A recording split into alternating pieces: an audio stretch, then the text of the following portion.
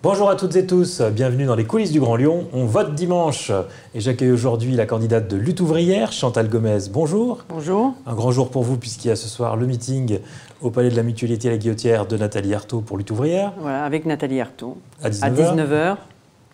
Alors, le sujet, c'est évidemment les élections régionales. Dans les grandes compétences historiques des régions, il y a les lycées. Quel serait votre projet et quel bilan vous faites de l'action régionale sortante en la matière ? Bien, écoutez, moi je pense qu'en matière d'éducation nationale, comme pour tous les services publics, que ce soit les transports, le logement, eh bien il y a une dégradation générale, si on peut dire, de ces services. Pourquoi ? Parce que bien l'argent qui est de nos impôts, l'argent de la collectivité, eh bien il va en priorité à ces grands groupes capitalistes. Il est allé par milliards au niveau de l'État, mais aussi au niveau de la région par millions Vauquier à donner aux grands groupes qui finalement, sous prétexte de créer des emplois ou de développement durable, finalement licencient. Et on voit aujourd'hui que le chômage, eh bien, c'est une plaie, ça pèse sur l'ensemble des travailleurs. On comprend le propos, mais en matière de projet, les compétences régionales, c'est la gestion des lycées. Écoutez, moi, au niveau de la région, je veux discuter des problèmes de ma classe sociale, des problèmes du monde du travail, des problèmes des familles populaires, des classes populaires qui aujourd'hui, eh bien, subissent de plein fouet cette crise, qui ont déjà payé un lourd tribut pendant le confinement, pendant la crise sanitaire.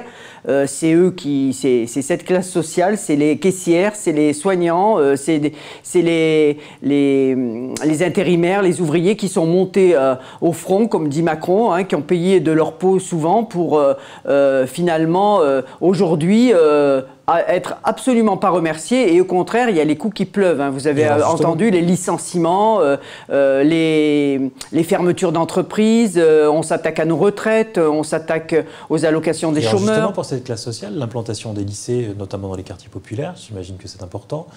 Quelles sont vos propositions ? Eh bien, écoutez, moi, ma proposition, d'abord, je veux parler du chômage. C'est le premier gros problème. Alors, dans les lycées, comme dans les transports, comme partout, eh bien, il faudrait créer des emplois. Des emplois, il a manqué. Vous savez, si les lycées ils ont tourné, c'est grâce au dévouement des enseignants, du personnel de nettoyage, des encadrants, et c'est certainement pas grâce aux ministres ou aux hauts fonctionnaires de l'éducation nationale. Donc, moi, aujourd'hui, il y a un gros problème de chômage. Il y a 6 millions de chômeurs, c'est l'emploi. Et je pense que du boulot, il y en a tout de suite. Eh bien, il faudra que les travailleurs ils imposent la répartition du travail entre tous, bien sûr sans toucher au salaire, et même en augmentant les salaires. Et ça, c'est une mesure vitale aujourd'hui pour le monde du travail. Et puis, il y a aussi la faiblesse des salaires partout, y compris du personnel dans les lycées. Eh bien, il faut augmenter les salaires et les indexer sur le coût de la vie, sur la hausse des prix. Vous avez vu... En ce moment, les prix vont augmenter, puis c'est pas fini. Ils nous annoncent des hausses catastrophiques pour le pouvoir d'achat. Donc, je n'ai pas tellement réussi à avoir des réponses. Oui, non, mais ce que je veux vous dire, c'est que moi, je m'intéresse dans ces élections à la situation que vivent ceux de ma classe, les classes populaires, le monde du travail, les salariés, ceux qui galèrent de petit boulot en petit boulot, voilà, et ceux à qui on ne fait pas de cadeaux, parce que pendant que nous on se serre la ceinture, vous avez une classe de capitalistes, une classe de très riches, d'actionnaires à la tête des entreprises, qui s'en mettent plein les poches, qui ont augmenté leur fortune, ils sont 43 aujourd'hui, ils ont 500 milliards, eh bien il faut prendre sur les profits pour répartir justement le travail entre tous. On entend votre propos, votre analyse. Par contre, en termes de propositions concrètes, vous n'estimez pas que c'est votre rôle de devoir en faire ? Ben, je fais des propositions concrètes.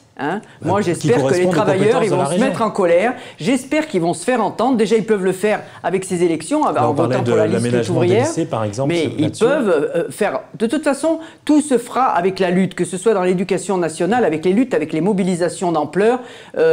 Voilà, partout. Il faut que les travailleurs redressent la tête. Et moi, j'appelle justement ceux qui ne sont pas résignés à des élections voter. Si vous ne pensez pas que le rôle qu'un élu puisse changer les choses ?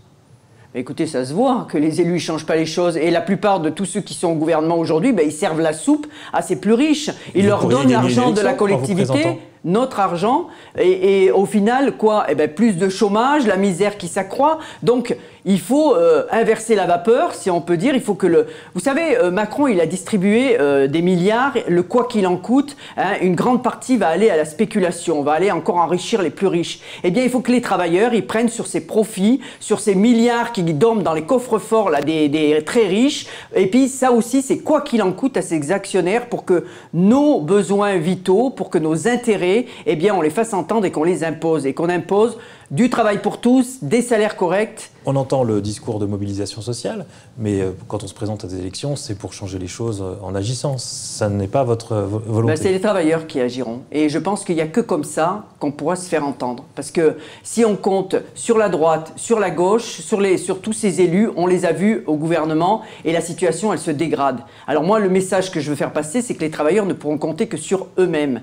Et vous savez, la société, elle serait bien mieux gérée aujourd'hui par ces travailleurs qui ont tout fait tourner, qui ont eu des idées de se fabriquer des masques, de mettre des plastiques, des sacs poubelles dans les hôpitaux parce qu'ils n'avaient pas le matériel, de ces enseignants, du personnel dans l'éducation qui ont pris eux-mêmes des initiatives pour faire fonctionner les lycées. Eh bien, ça montre que les travailleurs, ils sont capables de faire fonctionner cette société beaucoup mieux que cette classe de parasites qui prélève ses bénéfices sur le travail de tous. Et avant la fin de l'émission, je tente ma chance sur un autre sujet, les TER, autre grande compétence régionale, les transports. Même chose, quelles sont vos propositions en la matière ? Les besoins sont immenses.